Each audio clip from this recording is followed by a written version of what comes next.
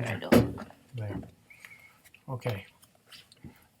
We're talking about Unit 15 in Hansen and Quinn, more specifically in this video about the enclitic word "tis" and its non-enclitic form, "tis." It's the same word, and it's either got an accented form, in which case it's an interrogative, asks a question, and without an accent, it is an indefinite adjective. So by an interrogative, we mean it means who, which, or what, with a question mark after it. And as an indefinite, it means some, someone, something, anyone, anything, plural. Okay? So it can be, either of these can be adjectives or they can be nouns. In other words, you can say, what person are you? Or what thing are you? Or what, depending on what you do with it as an adjective. So before we talk about the forms of this word, I think it might be a good idea to talk a little bit about enclitics, because we need to understand how you can have the same word have such different meanings and still be differentiated by the speakers and the hearers of the language. And in order to do that, we have to talk about this concept of an enclitic, which, remember, there are two kinds of words. I don't know if we talked about this in recent enough memory for people to remember, but probably not. But there are two kinds of unaccented words in Greek. There are proclitics, you might want to write this down, and enclitics. And a proclitic is a word like the prepositions s and n, for example, that we've had, and ek. They're proclitics. What happens is they become a syllable on the word that follows them. Okay? So if you say Estein Pollen to the city-state, which is actually the etymology of Istanbul. So that Estein Pollen comes from. Anyhow, it means to the city. It becomes one word, okay, with it. That's why Istanbul means downtown. So it becomes one word with the syllables that follow it, and it doesn't change anything to add syllables to the beginning of a word. However, an enclitic is a word that is a one or two syllable word that becomes a syllable added on to the word that precedes it. And as you know, the Greek accent system is all teleological. It's directed at what's happening at the end of the word, okay, in an important way. So the rules feature that as a key thing. And when you add syllables at the end, it messes up the accents of words, okay? So here's both the word tis with an accent and tis without are distinguished by the fact that the first one is not enclitic, has an accent that's even an invarying acute. It's the only word in Greek that always has an acute on the first syllable, okay? Even if there's another word after it, that acute never becomes grave, okay? So it's like an extreme example. And which means that, and part of the reason for that is that it has to come, it almost always comes, so it's not never, but it almost always comes first in a sentence, okay? Whereas if you think about a word like the unaccented tis, which is enclitic, it can't come first in a sentence because then it has no word before it to become a syllable of, okay? So the unaccented tis is ruled out at the beginning of a sentence, whereas the accented one is ruled in and never loses its accent, okay? So you in reality, there's not a single case where you can be, it's ambiguous as to which tis you're dealing with, as long as you've got an accent on it. You've got the accent rules in place. Okay, so the forms of these words, these are old words, they're Indo-European. They're related to our words, who and which and stuff like that. In Latin, though you know Latin, it's the same as quis, qui, and quid. The original form in Greek was quis. That's as far back as we can construct it, but the KW before an I turned into a T in Greek. Interesting.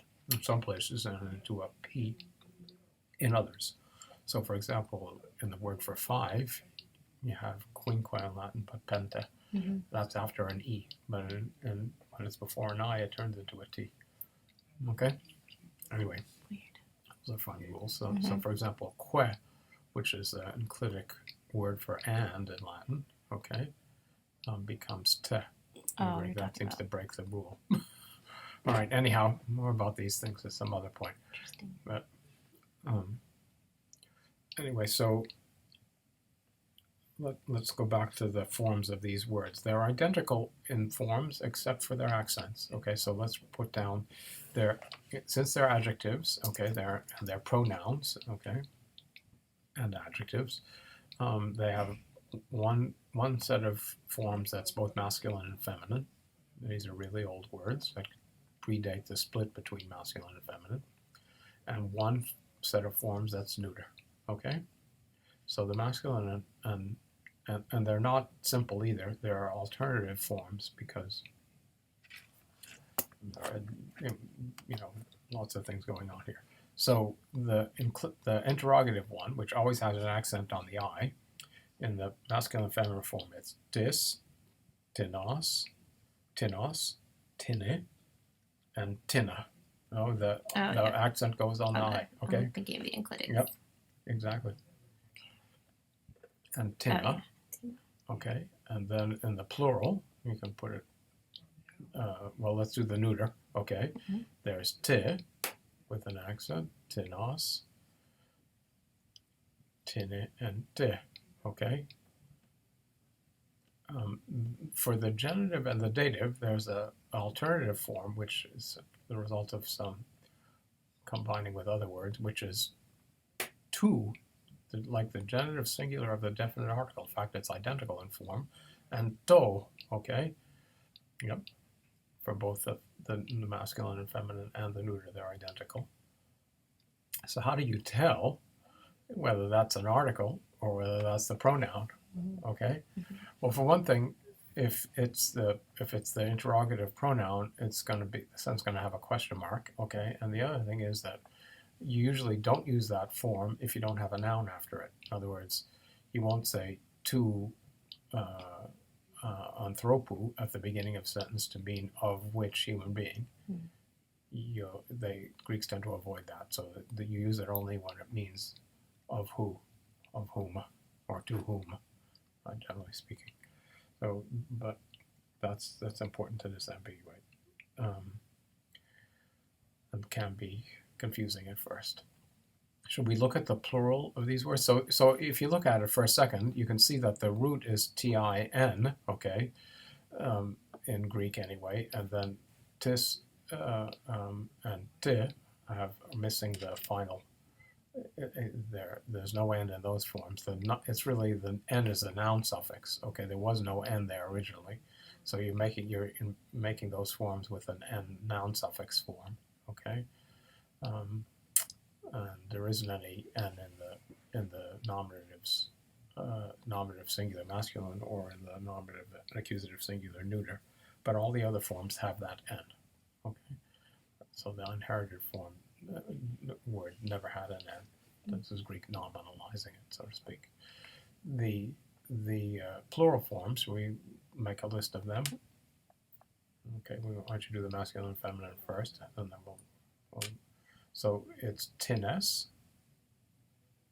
So we're talking about third declension. Tinon, okay, and accent always on the first iota. Tisi, okay. This can have a new movable.